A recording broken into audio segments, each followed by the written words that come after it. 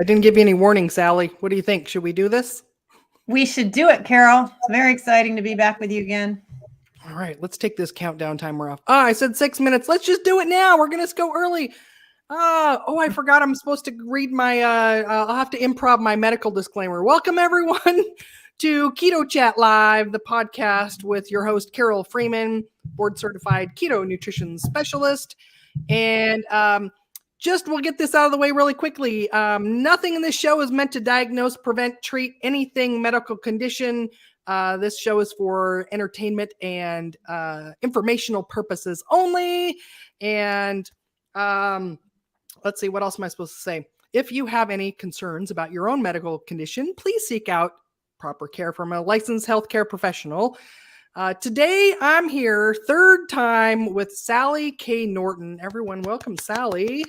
Hi. I met Sally at least 4 years ago at one of the many metabolic health conferences.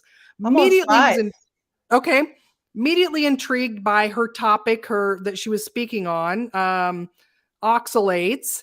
And I'm having her back for the third time because the past episodes get the most comments still to this day. So I pulled up the past episodes. You were on my episode 66. So I used to just do YouTube interviews that weren't live.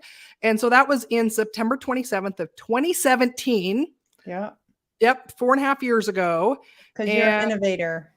And that has, oh my gosh, I don't know, like 100 comments. So we're going to go through some of those.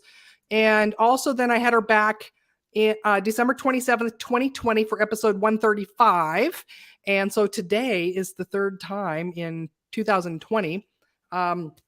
But some people watching may not know you. So let's start with Sally. Will you share a little bit about who you are and how you got on this oxalate information train? Well, I'm a bit of a library geek. I decided as a kid that I wanted to get into the field of nutrition and study it in school because wouldn't it be cool if I could help people avoid getting cancer and heart disease and things like that? So I was like 12 to set my career path, and was already preaching nutrition in kindergarten. I would come home from school and tell my mom, we're supposed to have blah, blah, blah.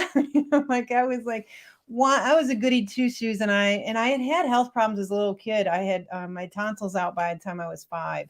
I remember these spoonfuls of liquid penicillin, which most living people don't recall these, but they're pretty nasty. It's this thick, pink, nasty tasting stuff. I'm 58 now, and so that was a long time ago. But I've had that. I remember that. I can taste it right now. It's unforgettably bad.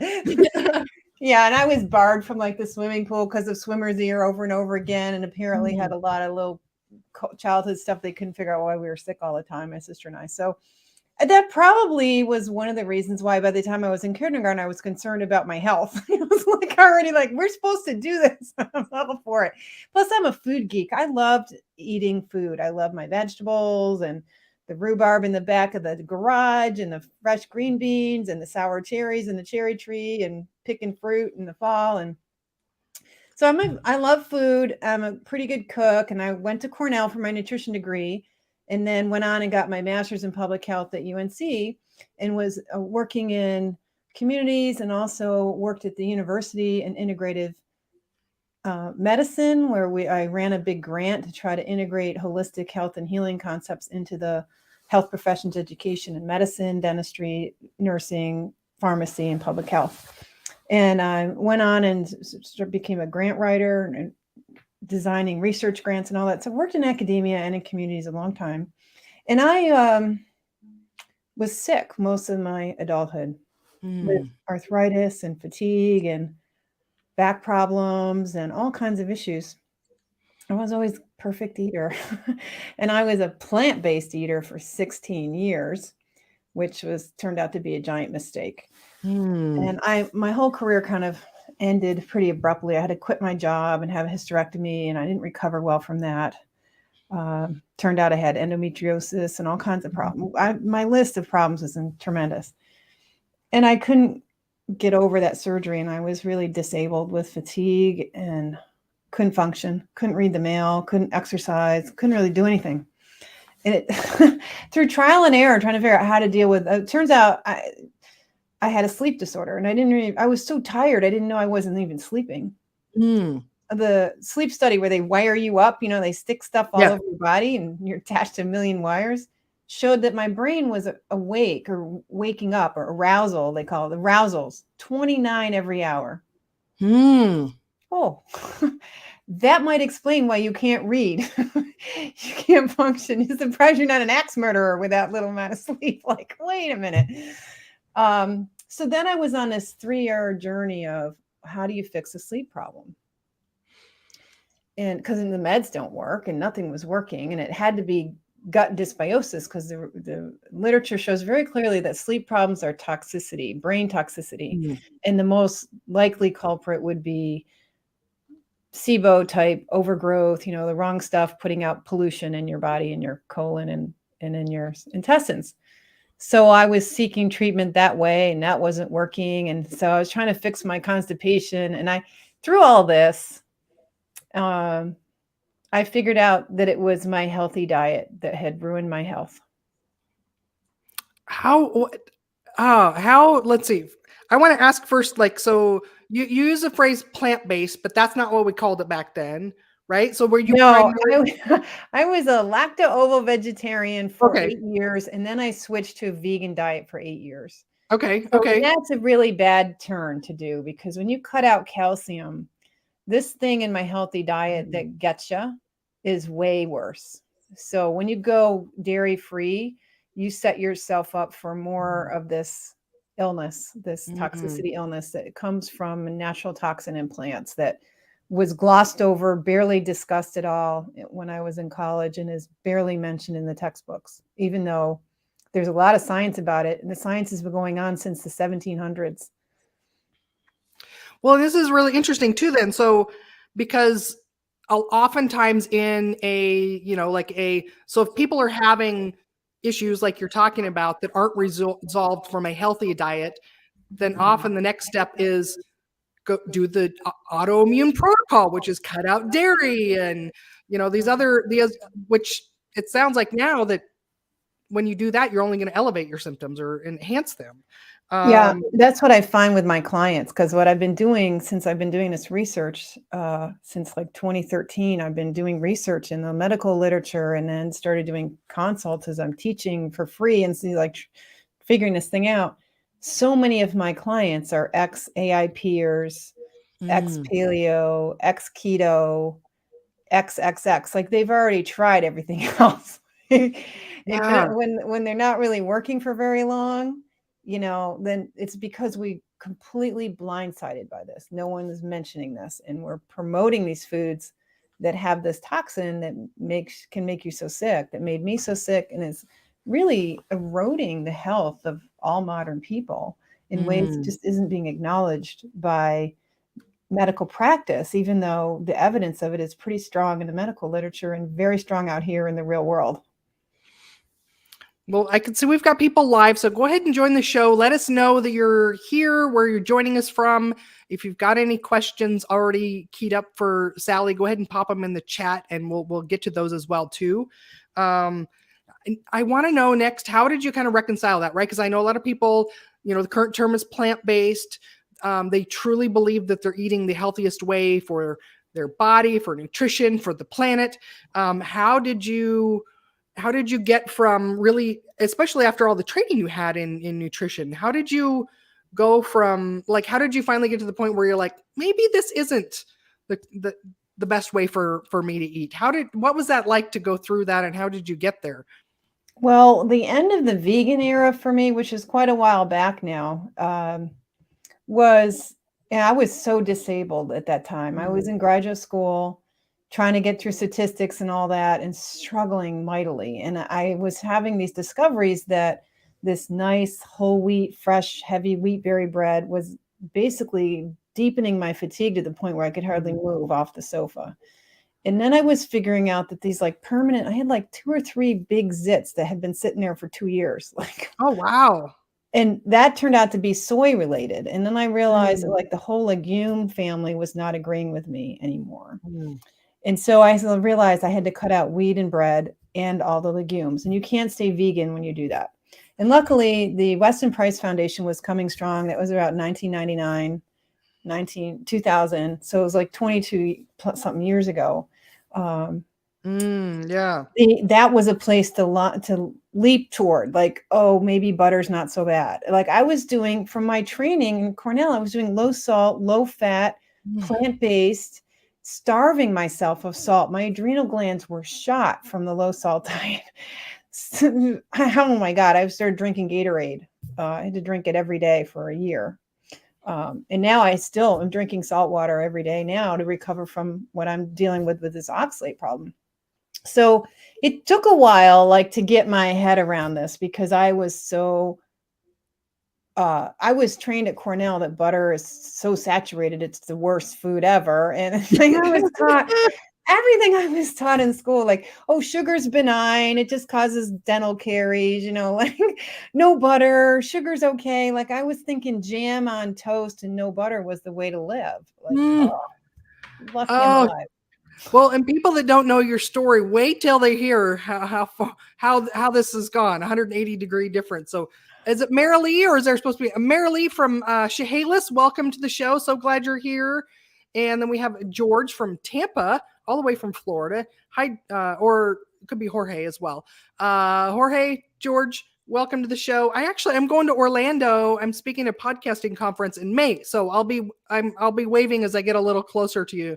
There. So, all right. So Weston Price Foundation, you mentioned that. I'm like, oh, I forgot about the Weston Price Foundation. That was really popular while I was going through my training at Bastyr in 2012. I haven't heard about them lately. Okay. So that was the first. Yeah. So Weston Price, I mean, Sally Fallon started that as a spinoff from the Price Pottinger Foundation. And she's done really devoted to the, Weston Price's thing about you just have to teach. And so she's done a lot to bring back meat and butter as reasonable human foods. Thank God for that. Because now I'm very clear that to have a healthy diet, you must have some animal protein and some serious amount of animal protein in your diet to really have long-term health. And some people on the surface claim they're getting by for decades without that, but I don't think that's likely for the majority of us. Hi, Tina in Indiana. We're covering most of the U.S., it looks like. Thanks for joining us. So how did you start to know that oxalates may be the core of the root of a lot of things you're going through? Well, in 2013, I had this attack of like crotch pain. And I was quite distressed. It was going on for like a day and a half and I was already over it. And my husband looked that up. He looked up vulva pain on the internet and found the Vulvar Pain Foundation in North Carolina. And they're located just like 35 minutes from where I used to work at UNC in Chapel Hill, North Carolina. So I was surprised I didn't know about them already, because I had put together conferences, and the one I put together in 2005 was oriented toward toxins and toxicity. So we had been covering endometriosis and, environmental toxins. But in that world of environmental medicine and toxicity awareness, the natural toxins that plants make for their own self-defense, they have natural, pesticides and all kinds of other cytal, chemicals that are protecting them from attack from funguses and bugs and rodents and everybody who wants to have at them. And since they don't have claws and feet, their only defense has to be chemical. And you don't cover that in school. So much you don't cover in school. Oh my gosh. I mean, we were right across the quad at Cornell in nutrition school from the ag school. We didn't cover about, farming and production techniques and the effects on the nutritional quality of food. We did not cover food toxins. And if I had to do all over again, I would do a degree in like food toxicology, because that's really what's going on, is we're ignoring that, not only in mainstream medicine and holistic healthcare, but we're also just missing it in environmental medicine too. We're not paying attention to natural toxins. Not only, I don't remember if I've told you this in the past or not, but when I went through school, so I did an undergrad nutrition followed by a master's degree in nutrition. So I was in, studying nutrition for 5 years straight. And one of the courses that we had at that time, so that was probably 2007 through 2012 was when I was studying. And we had a groundbreaking brand new class that we took that was bioactive compounds in plants. So not only were we not learning that plants had toxins in them, we had this class that was looking at trying to identify all the good things that were in plants. And it was interesting because it was like preliminary research, and they could identify, sulforaphane and all these things in the plants. And basically the conclusion the professor is like, well, everything's really new and early, and we don't really know how much of these we need and if more is better or anything like that too. And I'd be curious if they're probably still teaching that class, but they need to add the other side of that, which is, the plants actually most of the plants don't want us eating them. There's so much in what you're saying there. We could talk for a whole hour about this. And the first one is this benefits only mindset. Like, oh, there might be something good, so let's just think about the good parts and ignore the rest. And there's lots of reasons to do that, partially because our political structures, both in medicine and government, that promote profit generating products like groceries and agricultural products, you never really completely kill off a bad food. So in the spinach world, we've known that spinach kills the rats and causes severe malnutrition in young rats and young human infants, and is a negative calcium food. Like, you eat it, it has less than 0 available calcium in it, and iron too. So we know, especially in infants, that if you feed them spinach, you're sucking them dry of calcium and giving them a 0 calcium diet. And in the rat studies, the rats die from this, or, are infertile.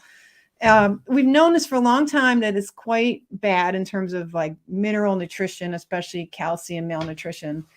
And yet we'll say at the end of summarizing the 15 studies that confirm those findings that, well, there's some vitamin A there and some C and probably some other good stuff. So we should keep it in the leafy green food department. Not like, no, it's just like, this is driving me crazy, because this same tendency that has been, there's people working with the AMA that were saying that in 1937.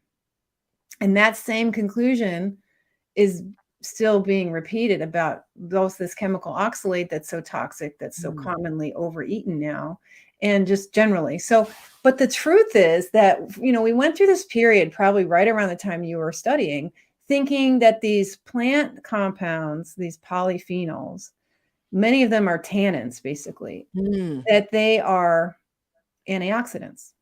And they're absolutely not. They know that concept was a kind of a back of the envelope kind of shortcut way to think about it. It's not that at all. And the current experts, the international experts in these plant compounds, is very clear that, that was just a thing we called them for a while. That's not how it works at all. And they're toxins that, we have enzymes in our mouth and digestive tract and liver to disarm these polyphenols, because they're so toxic.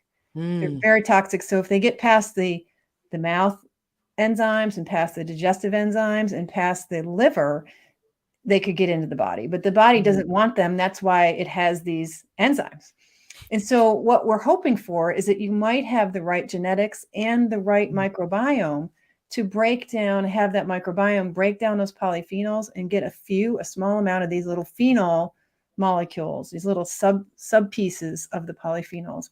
And some of those might be absorbed by people if they have the right bacteria and if they have the right genetics. Now, I can't think of topics that have more possible combinations of wrong than those. Going to Vegas and winning the jackpot. And now we're hanging our hat. All nutrition is about these phytonutrients. You got to eat a lot of plants. You got these phytonutrients. When it is you'd be better off buying a lottery ticket than eating a vegetable.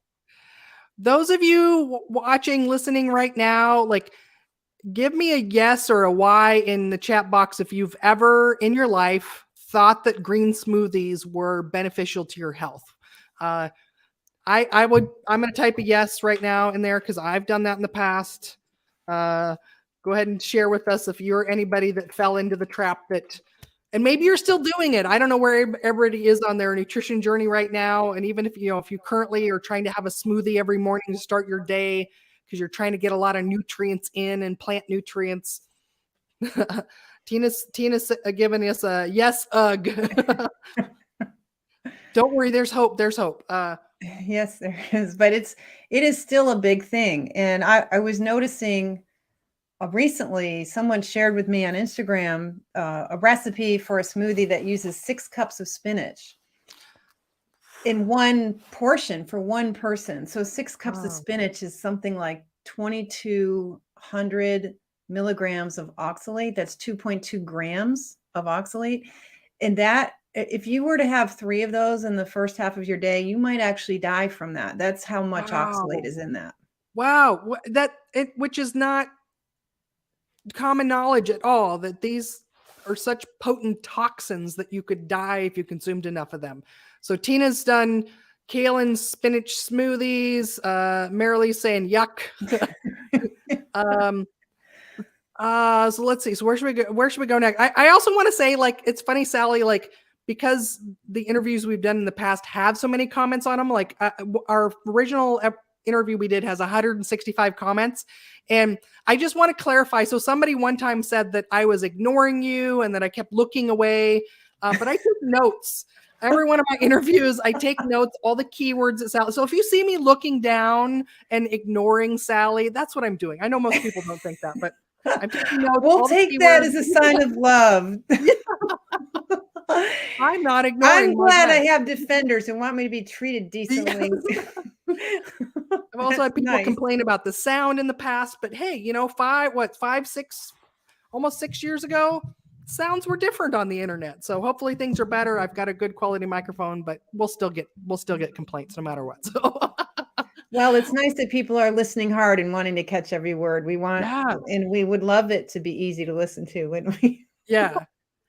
Well, and so the I don't know if it's the American way. I think it's the American way. Is that, like, if some is good, more must be better, right? And we've gone where the ship is finally turning around. I think it's been very slow the last 60 years, but fat and meat and animal foods, salt have all been demonized, and so then the only thing that was left was the plant kingdom, and we've gone through a period of time where we've just kind of been poisoning ourselves, like, in a lot of different ways.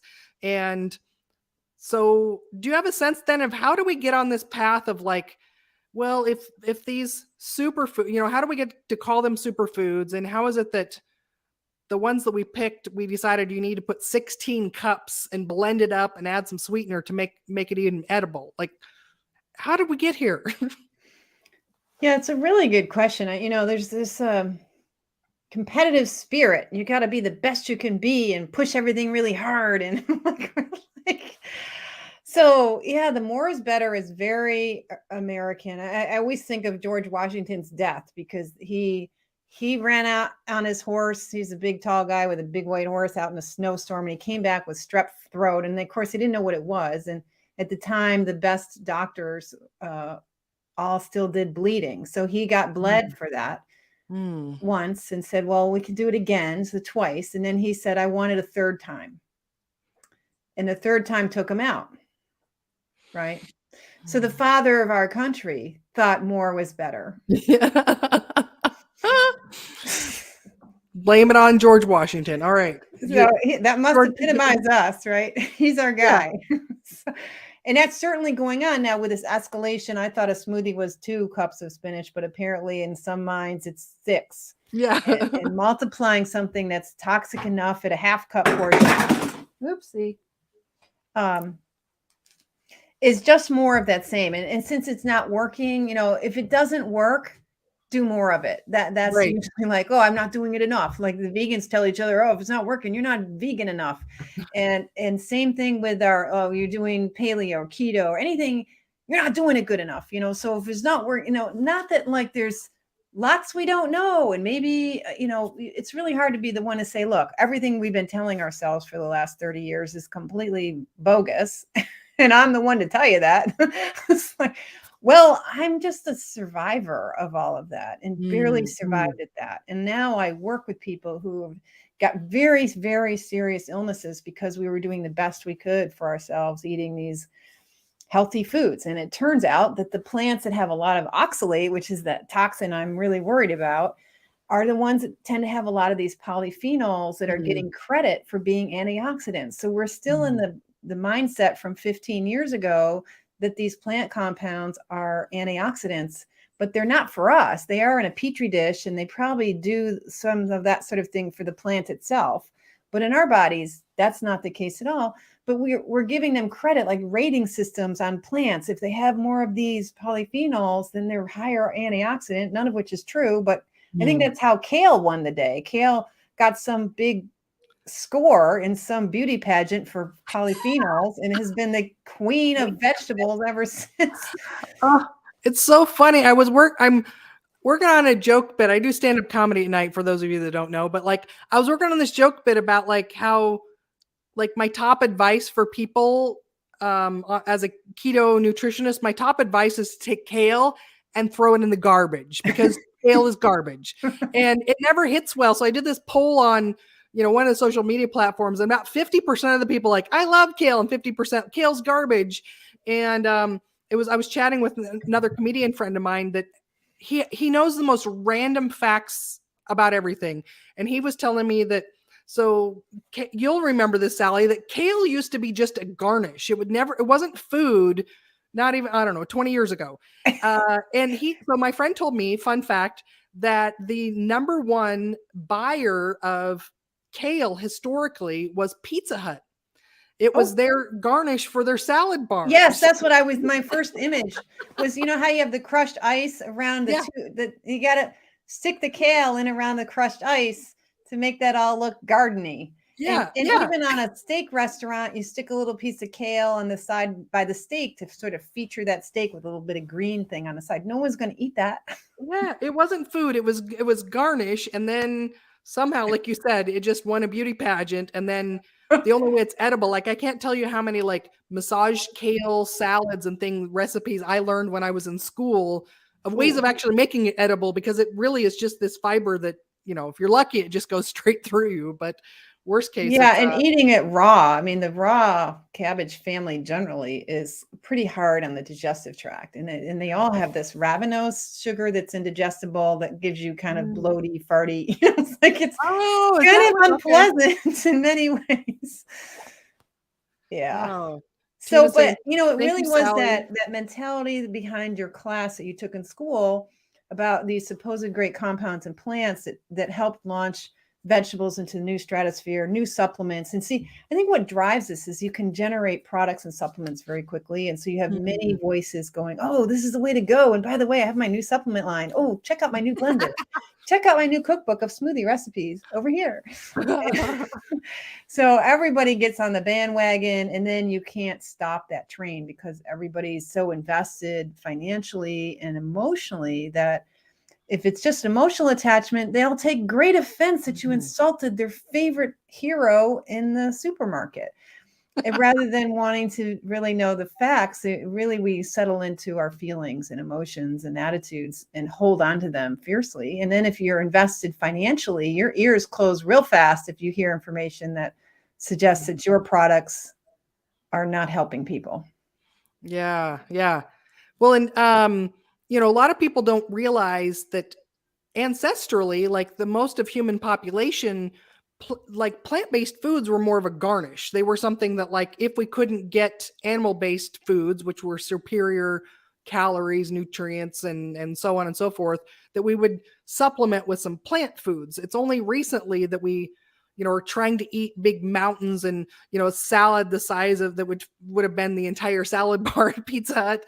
Like that wasn't the norm. Like even most of us don't even have to go that far back, right? Like we can think about going to have dinner at our grandparents' house, and there never was like a 75 cup salad that was part of dinner. You might have maybe had a few overcooked vegetables to go with it.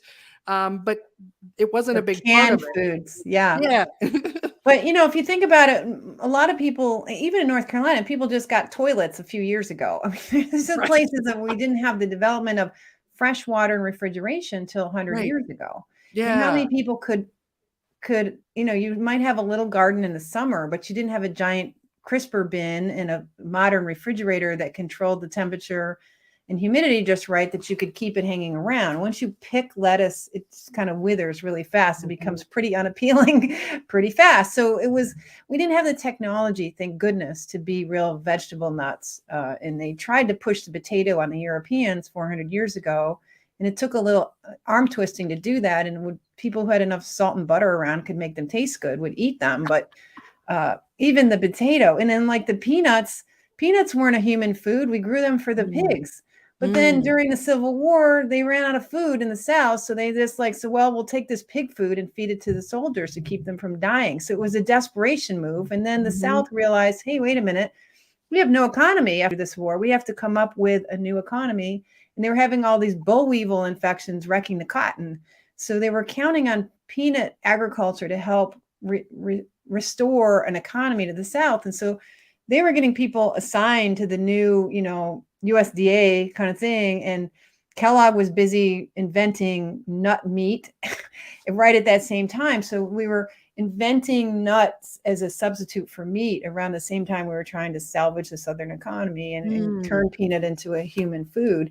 And a chocolate bar wasn't really available until about 120 years ago. And it wasn't, as dark chocolate really has only been a thing for about 25 years. And it's honestly, in terms of popular use, the dark chocolate thing is only about 15 years old. So all of these things we're counting on as salvation, like nuts are keto and chocolate is great for you. It's all just neo foods that have a lot of profitability behind them and a lot of high fashion behind them. And nobody's asking the question, could you hurt yourself with these foods? So would you mind just kind of rattling off some of the top offenders? Usually when people hear this list, they're like, what?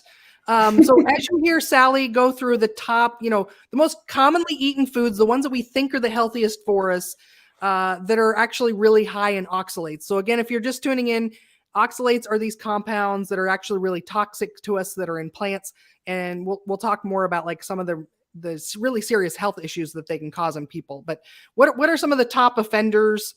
So the foods really top streaming a lot of oxalate into your body include spinach, Swiss chard, sorrel, and beet greens. And that's the greens department. All the other greens are pretty low, especially lettuces and,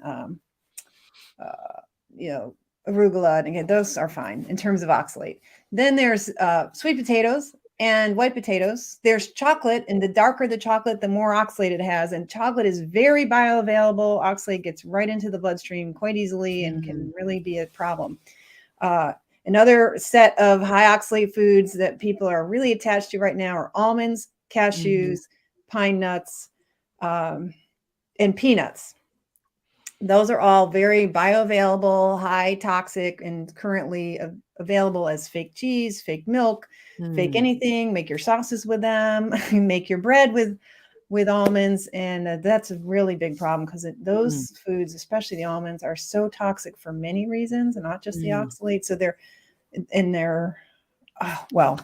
Okay, Talk so about there's bad those for are the the nuts, the planet. greens. There's a couple of fruits like blackberries, kiwi, star fruit, which hardly anyone does, but star fruit is a really powerful superfood in other countries. Brazil and Asia, they use it as like we use spinach to like get healthy, and people drop dead from star fruit. It's really high oxalate, big problem food. And let's see, in the kind of grains, anything like bran, whole grains, quinoa, buckwheat, teff. Like quinoa is having a heyday right now, and it is terrible. And then there's chia seeds and hemp seeds. Those are so chia bowls, smoothies, juices. Beets are not so good. Even the tops are worse. Hemp too, darn it. Oh, Hemp too. Yeah. But the oils, if you're squeezing oils out of them, which I don't recommend because seed oils are terrible for you, but the oils don't have the oxalate in them. And some of the extracts don't either. And turmeric is another one that's really high. Whole root turmeric. You can buy it in these like almost 1.5 quart jars and jugs now. That was never a thing, but now people are like spooning it in, having tablespoons of turmeric every day. And there's some other spices that are pretty high too, but right now that's the spice of the moment. Did I forget anything, Carol? Did we cover that? Yeah, not that I can think of that I would know. Yeah. So give us a number in the chat of how many of those foods are still in your diet right now. Like, I think every time I talk to Sally, she's learned more about this, right? So again, like I first met her about 5 years ago, and I think every time we chat, you've got, oh, and now this one too. I think the hemp was a disappointment for one. I was like, fingers crossed that one's okay, but no. All right. All the other ones I knew about. So so just so that we can catch everyone up to, so what are some top symptoms that people might have that they're experiencing oxalate overload or oxalate toxicity in their body?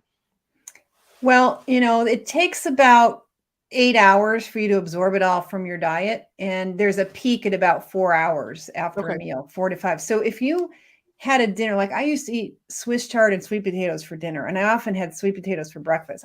I'm very toxic with that. And so at bedtime, I would have this attack of belching and hiccups that would kill me. And those are actually symptoms of oxalate stuff. And then I'd have trouble with sleep. And that was another symptom of oxalate stuff, but nobody knows this. The hiccups are actually neurotoxicity and muscle spasms.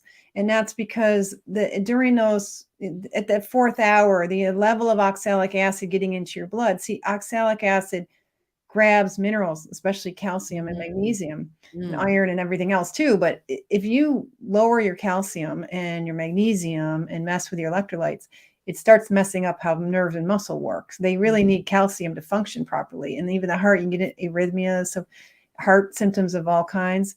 But honestly, most people go for years and don't notice any real symptoms. And even people who there's a genetic form of this disease where the liver is making a whole lot of oxalate, and those people don't live long lives. They're very poisoned with oxalate from a metabolic defect. And they often have very few symptoms until near the end.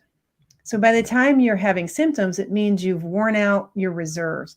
Your buffering capacity to deal with that electrolyte disturbance after your meal gets worse and worse. And you end up with osteopenia. You end up with arthritis, a lot of connective tissue issues. Either your joints are too tight or they're too loose, like Ehlers-Danlos syndrome and chronic joint issues, memory, sleep problems, neurological problems, mood problems. If you get clumsy now and then, this is all part of this electrolyte disturbance.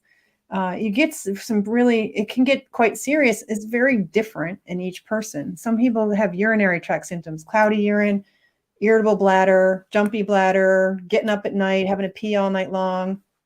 Some of them develop kidney stones, which is the classic oxalate accumulation sign is kidney stones. But most of us have inherent protections against kidney stones. So we can eat a lot of oxalates and avoid the kidney stones. But what we tend to get instead is the arthritis, the fibromyalgia, the fatigue, the this and that. And also you can end up with metabolic problems with insulin resistance, and diabetes can be from the toxic effects of oxalate on the energy production system in cells. That's a whole big story. It's interesting. When I referred clients to Sally, most things when people follow keto that I'm working with, just everything in their life gets a lot better, but certain people, it doesn't clear things up and they still have these mysterious aches and pains in their body and they just don't feel that great. And I kind of identify like, oh, that person needs to talk to Sally. There's something else going on, especially if they've got a history of like, doing lots of almonds and green smoothies in their past and love of sweet potatoes and those kind of things. So I'll refer them. I'm like, I'm not an expert in this. You need to go talk to Sally to get this cleaned up, because the other part of the piece is getting those out of your body can be a problem for people too, right? Yeah, because they're accumulating and now you got to get them out. And that's even worse than when they went in. They're more likely to have symptoms on the way out. So Marilee cleared a lot of these foods out of her diet the last 5 years. Feeling a lot better. Tell us more, Marilee, about how different you feel now. Then Carol's saying, okay, so what are we supposed to eat if these foods are all toxic to us?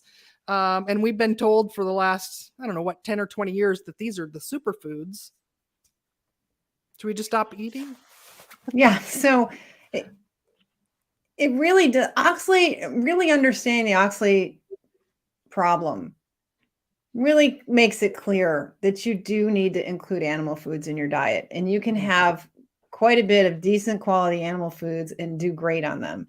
So there's no reason to restrict to like the tiny little portions of meat and be afraid of big portions of meat and be afraid of butter and eggs and all that. Those are quite suitable human foods. And I know that we don't have time to go into all of that, but fundamentally, I think if you're ready for that, you need to be making animal foods the centerpiece of the diet and then using low oxalate vegetables and fruits to fill that out, the squashes and that whole family like cucumber and melons and kabocha and butternut and so on. Those are all pretty low oxalate. And if you have a good gut and not bothered by lectins and you're cooking them and so on, those are wonderful foods to include in your diet, as are, arugula and lettuce and most of the greens that aren't those 4 bad ones are fine to have salads if that's agreeing with you, but you really need to consult with your body. And there is not one specific program or protocol that's going to work for everyone.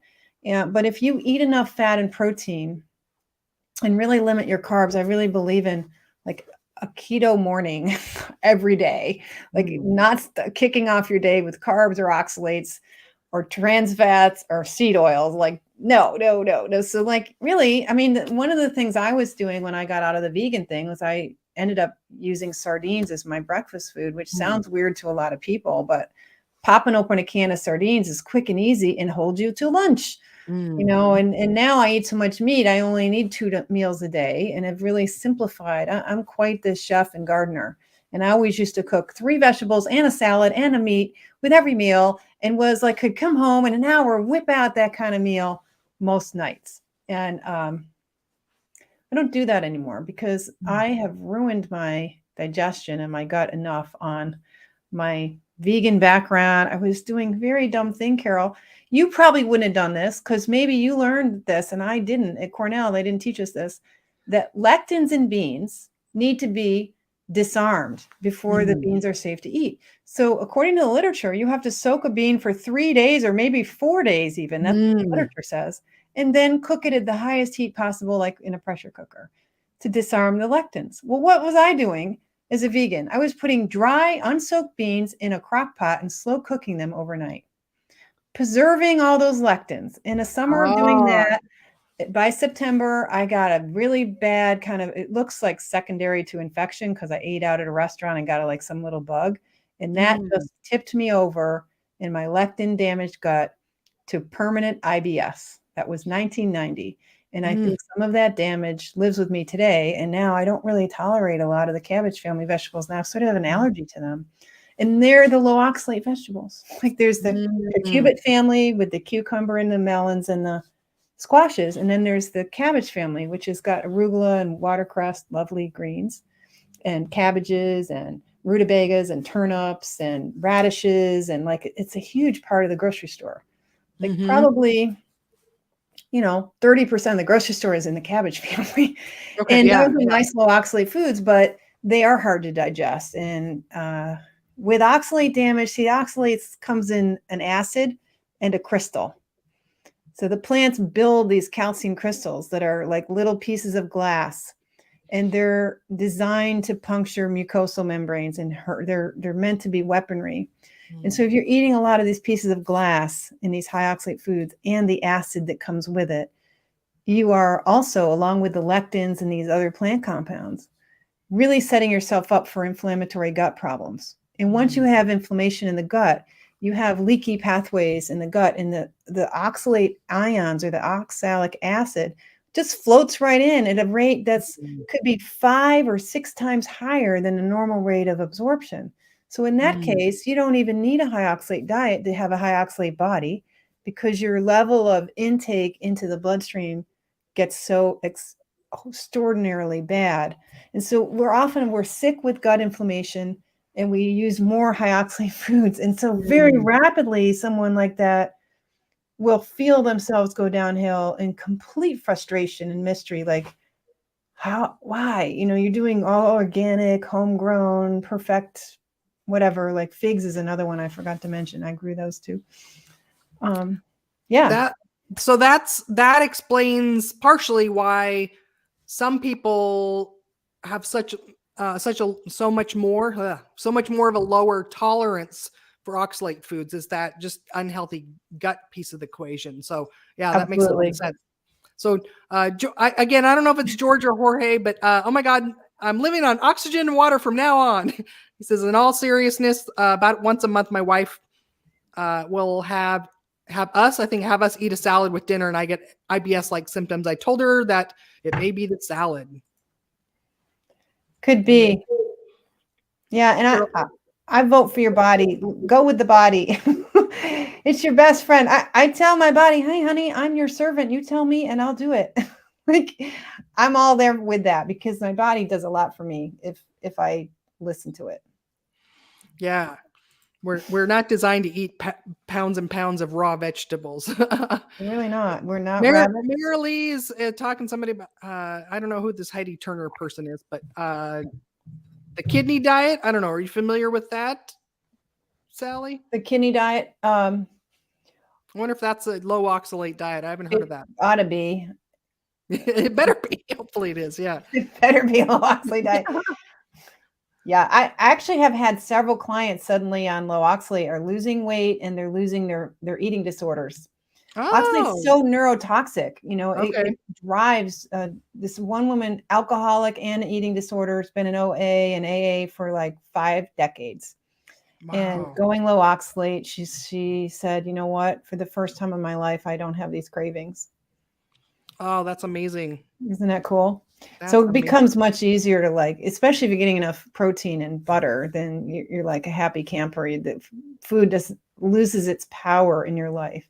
And many people have reported lifelong nightmares disappear in a couple of weeks on the low oxalate diet. This is a neurotoxicity.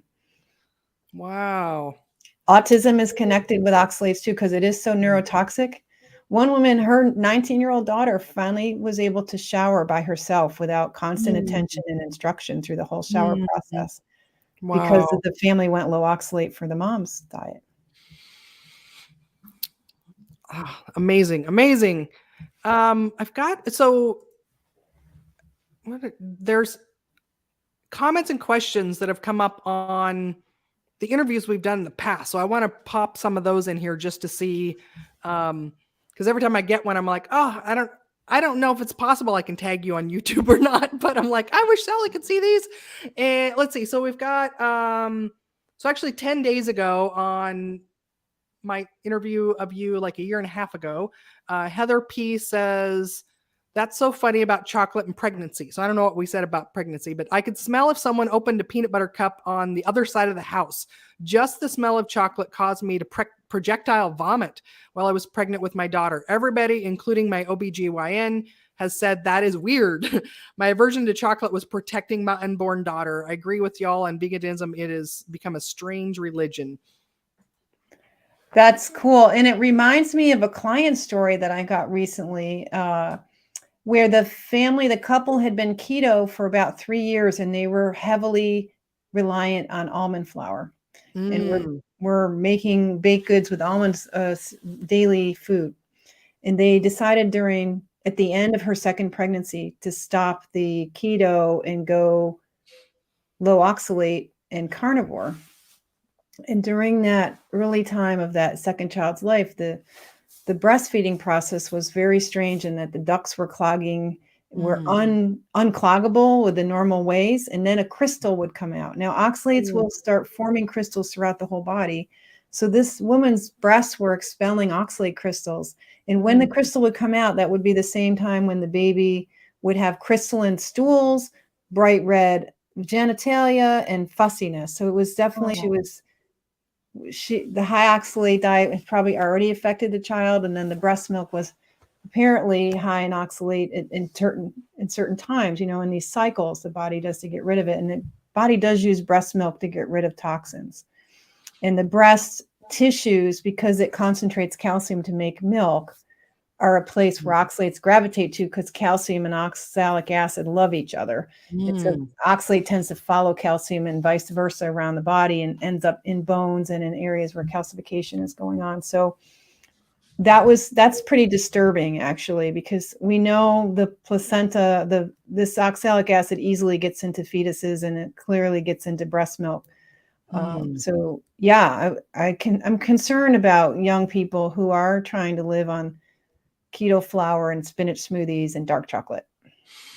A good reminder about the almond flour. It's so prevalent in, I mean, we've had an explosion of keto products in the grocery stores the last year, especially, and all of them are based on that, almond flour in there too. So it's a really good reminder that it's not doing you any favors. No, it's real sad. Christina had a comment in here. How about association with Lyme disease? So she's saying that she had vulva pain and looked up and found oxalate toxins too. So any association with Lyme complications? Or for sure, the oxalic acid poisoning and oxalate buildup in the body changes the biochemistry of the body and makes us more prone to infection and makes the body acidic. And that seems to promote things like yeast infections and other infections. And where oxalate gets stuck in tissues and starts accumulating in tissues is places where we have infection, places where we have inflammation, places where we have injured tissue, because it's really sticking to cellular material, little vacuoles and cell membranes and pieces that aren't really part of a living cell anymore. The living cells have defenses. They're smart, sentient little beings, and they defend themselves from oxalate and try not to accumulate oxalate, or at least try to manage it, to try to spare the heart and the kidneys. I think the other tissues do sacrifice on the behalf of the heart and the kidneys because they're nothing without them. But where you've had infection, you're going to get oxalate accumulation. And so you're going to have trouble treating. I've had people near death's door with things like C. diff and all these things. And what fixed them was low oxalate diet. And that's really what's going to resolve chronic infections, is getting on a low oxalate diet. But the thing is, as you're releasing deposits out of tissues, you're going to release old infections. So for me, what came back during the years of oxalate clearing was Epstein-Barr virus and Lyme's disease. I didn't know I had either one of them, but I tested positive for them around year 3 or 4 on low oxalate diet.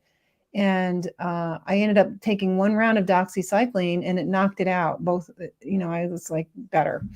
So I haven't had them retested, but we see this a lot. Like I got my first ever cold sore after I went on a low oxalate diet because these viruses are coming out. This other comment here will go right along with that then is Kathy Harmon 3 weeks ago said she has Lickin sclerosis. Is that how you say that? Yes. Yeah. Okay. That's very much an oxalate issue. Okay. This is some nasty pain. Okay. Had a worst flare up I've ever had about 2 months ago. My skin split open, hundreds of fluid filled blisters. I could hardly work. The ointment my doctor prescribed did not do anything. I started searching the internet and found advice to follow a low oxalate diet. Didn't even know that was a thing. Eventually found Sally on Steak and Butter Gal and almost cried as I came to the realization that oxalates are responsible for my autoimmune disease. Highly sensitive to dairy, and I've cut out gluten, caffeine, and sugar, and I'm eating low oxalate vegetables, meat, gluten-free bread, and drink only water with occasional cup of herbal tea. And let's see, what else? Thank you so much, Sally, for sharing some of your issues with us and educating us about oxalates. I'm very thankful to have found you. Well, I would love to talk about autoimmune diseases and also just mention that pelvic pain of all kinds, including this evil genital pain, is very common set of syndromes that people get, both men and women. And so, if you have unexplained weird joints, unexplained weird pains, you really should be thinking oxalates and helping others think that too. So that's wonderful that people are actually finding this, because there's not a lot of receptivity to ideas that are not confirmed all around us. We like just confirmation bias is a popular thing. But those of us who are really sick and like we've run out of options, we'll listen. And yeah.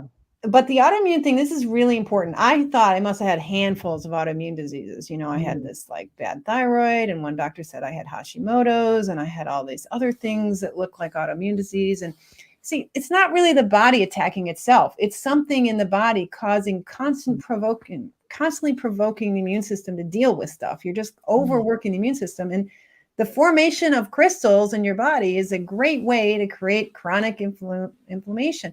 Also, just an oxidative compound. Oxalate has 4 oxygens on it and is an acid. It causes cellular damage, which causes, oxidative stress in cells. That turns on inflammation. It causes a kind of cellular damage that cells start leaking out their stuff. That turns on the immune system. And then you start forming crystals around those damaged and dying cells, and that causes inflammation. And then when you change and go up and down in oxalates, you could be turning on inflammation in order to get rid of them, and then you eat them again. It's like, if you don't know that you're going on and off a high oxalate diet, you can just keep yourself in this really unpleasant place where your poor immune system is trying to deal with the really toxic problem. And that's why if you overeat oxalates long enough, you will get a chronic inflammatory condition that doesn't turn around, but takes 10 years or more to undo all of this stuff. Because it's going to take like for me, my spine is loaded with oxalate crystals still. And we're still working on the spine. Okay, it's George. He's weighed in. He says, George is how I can say it. Okay. Does Sally have any thoughts on coffee? Great conversation. So glad you're here, George. Yeah. Tell us good or bad news about coffee. So coffee is very low in oxalate. There is a misnomer that coffee has oxalate, and this is an example of why the oxalate data is so terrible. Nobody knows what they're talking about with the data. And I'll have a whole new data product coming out in a couple of weeks that you can get through my website. So that'll help straighten the answers. And I have a whole post on my website and on my blog about coffee because it's a great example of how lousy the science can be. If you look per gram, how much oxalates is per gram in instant coffee powder, that 100 grams of instant coffee looks like it has a lot. But a teaspoon or two of powder weighs like barely a gram. So it's if you were going to eat instant coffee powder by the cup, like just the powder, then you could make coffee a high oxalate food. The other way you could turn coffee into a high oxalate food is you could add mocha and chocolate and other flavorings that are basically cocoa related. And then because chocolate and cocoa, it's the brown part of the chocolate, the cocoa powder that has all the oxalate. So good news. There's some good news here. You can have water and air and coffee. Except for people like me. Now, herbal tea, asks Marilise, she's asking about herbal tea, is almost all of them are low in oxalate, which is hard to explain because even, some of the herbs that technically are high oxalate, like cinnamon, have mostly the crystals, and those crystals, just warm water doesn't break down the crystals. You would need an acidic gut or something to break them down and release the oxalate. So just giving them a little bath in a little boiling water for 2 minutes does not bring those oxalates out of a lot of those herbs. So the herbal teas are almost all pretty low. The only one that's a little bit high is ginger tea, and even that's not so terrible that I can remember. Herbal tea, coffee, and water and air. We're doing and meat. Meat and butter. Here's cream another and question. cheese. So calcium is really protective too. That's why, if you quit eating dairy foods, then you drop your calcium intake so much, then that leaves the oxalic acid unbound with calcium from your diet, and more of it gets into your bloodstream. So that's why I was saying earlier that the vegan approach turns a high oxalate diet into a big mess. Another question here that I think is good. Jay asked, little confused. Sally saying that our liver produces oxalates as part of the metabolic process, whether we eat oxalates or not. What is the purpose of the body doing this? Okay, so that's called endogenous production. That comes from the liver and the cells producing a little oxalate. Now, the interesting thing is your total oxalate that your body would produce under typical conditions would be about 12 milligrams, okay, which isn't a lot. And your total capacity to have oxalate coming through the kidneys and the bladder and the urine is about 25. And that would be fine. The thing is, most of that endogenous oxalate is coming from vitamin C, which is not coming from your liver. Your body can't make vitamin C. That's why it's a vitamin. It's not that endogenous really. It's the vitamin C in your diet. And it's because we now have fresh fruits and vegetables year round. We eat a lot of vitamin C. And for the last, I would say 40 years, we've been pushing vitamin C supplements. And during this COVID era, vitamin C supplements are really being encouraged. And if you take more than about 300 milligrams a day of vitamin C, you are taking such an excess of vitamin C that a lot of that just naturally turns into oxalate in the body. So something like 80% of endogenous oxalate is coming from vitamin C. Interesting. Oh, I Yeah. love that comment about how so fruit used to be seasonal. We would only have it a very short window of time, and before refrigeration, it didn't last very long. And so our exposure to vitamin C was annual, right? Right, because Um, you might dry your fruit for over the mm, winter. I mean, that was done for mm, has been done for a long time, but the more dried out something is, the less vitamin C it has. Like with mm, spinach, dried spinach has almost no vitamin C in it. Vitamin C is fairly perishable. mm. Huh. Yeah, so I mean, it just points to the seasonality thing. If you ate too much fruit and too much whatever vitamin C containing things in a certain season when they're available, you would always run into a winter time where they weren't. And Mhm.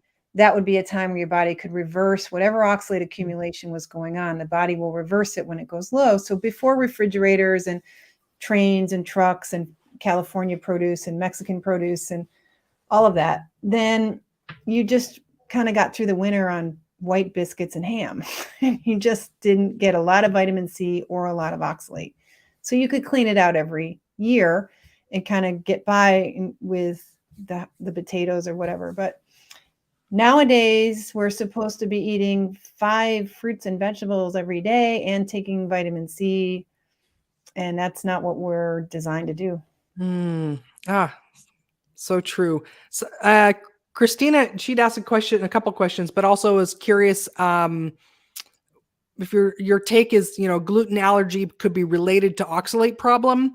You're eating like a whole grain breads, but I know also like refined white flour people can have issues with that related to gluten. So what is your Yeah, I do think that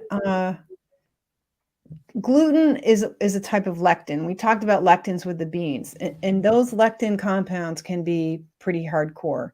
And we really need to soak those grains for several days in this sort of low, slow sourdough process, and then really cook it hard, and then maybe even toast it later. And so there's Mm, a possibility that gluten is also somewhat denaturable through like the lectins are in the beans. I don't know if I haven't really studied that, but I do think this sort of grain and plant toxin based diet in the beans and so on is sort of wrecking our gut and increasing mm, our susceptibility to gluten. And once you've done that, like what I did, you become, and like I'm very sensitive to gluten, mm, according to testing, like extremely, and really, according to testing, really extremely allergic to coffee and all kinds of random mm, things. And I'm in Brussels sprouts and cabbage and cauliflower. And I do think this is a product of this chronic inflammation in the gut from eating this way. mm, It's not resolving. In fact, because the oxalate crystals in the body continue to turn up an immune engagement, and the gut, the colon especially, is an excretion site. The body tries to get rid of oxalate primarily for the kidneys, but it's also coming out through the colon, the mm, tears, the saliva, the skin, and maybe even through the mucosal lining of the lungs. So as long as you got a traffic in this toxin, it's going to be hard for you to fully heal the gut. And the gut's got to mm. deal with this elimination of toxins and waste all the time.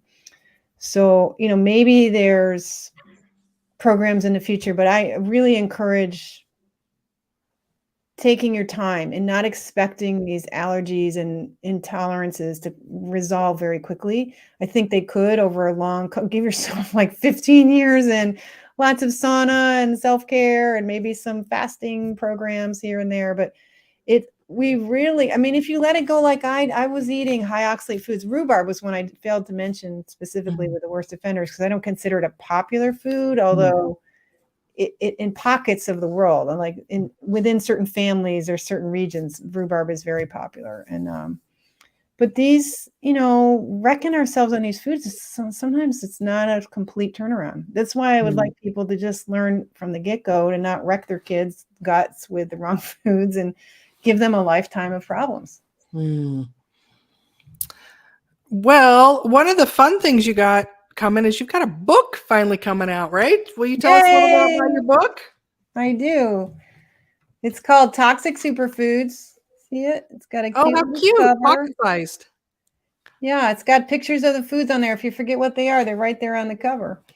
And that is available for pre-order starting around the 27th of March, 2020, and will be at your door by the 27th of December. The publisher decided to hold on to it for that kind of Let's Get Healthy period that happens at the new year. So they're holding it till then, which will give us a chance to pre-order enough of them so they publish enough of them, and so that we get a chance to like jump on it and tell people this is a pretty good book. I think you're going to like this book, Carol.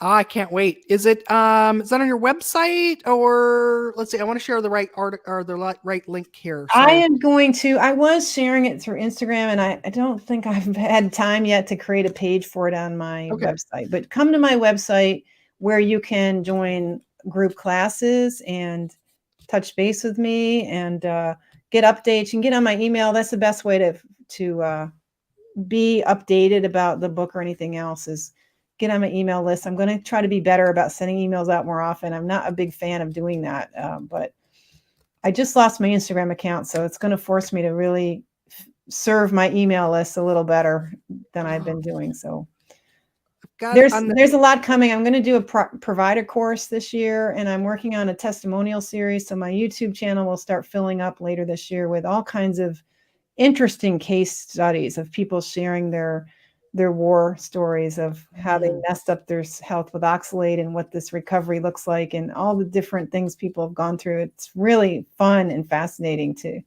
hear people's stories, and you may find certain people really resonate with your situation or help someone else. I'm hoping these interviews will help people who are worried about their mom or their brother or their neighbor say, hey, you should listen to this interview with Sally and this person who sounds just like you. Yeah. We've got this lady, I got to share her comment because I think it's going to be a good way to close this out. But so our website is sallyknorton.com. I've got it on the screen here, but if you're just listening, it's sallyknorton.com. Check out information there. I know you have there's a resource on there somewhere, like the common, I'm not seeing it really quickly, but there's several places where I list the worst offenders, and there's a beginner's guide there that lists the worst offenders and has all the basics in there. And if you sign up for the mailing list, you will get a coupon that might even pay for the beginner's guide, which is only $2.50. I'm big into having cheap stuff. There's a bunch of free articles there. There's a cookbook. It's a PDF. It's not a physical book, but it's a PDF of about 180 recipes. A lot of them have cabbage vegetables in them. Very few dairy foods in there, though, because a lot of us end up with a little bit of a dairy sense or have that in the beginning. Usually going on a low oxalate diet, you can put dairy back in your diet and do well on it. Marilee says she's ordering the book. Excellent. Great. Good. Thank you. I wanted to share another comment on here. This is Olga, who commented in one of our past interviews. She said, Sally is an oxalates queen. I am so grateful for her knowledge and experience sharing. None of my doctors know that much about this very serious issue as much as she does. She became my main healer, my hero, after I discovered her YouTube over a year ago. I think she deserves a Nobel Prize. Thank you. Yeah, it's been a very fortunate thing that I could turn my own misfortune into a chance to serve other people and just live in a space where people say thank you repeatedly to me. And I just get to meet the most wonderful people who have persisted in their pursuit of decent health, who've loved themselves enough to not give up on themselves. And they touch me so deeply. And, the fact that no one else is helping them and little old me gets to do that is really a precious space. So I love all my folks and the chance to meet cool people through doing this work. So it's been great.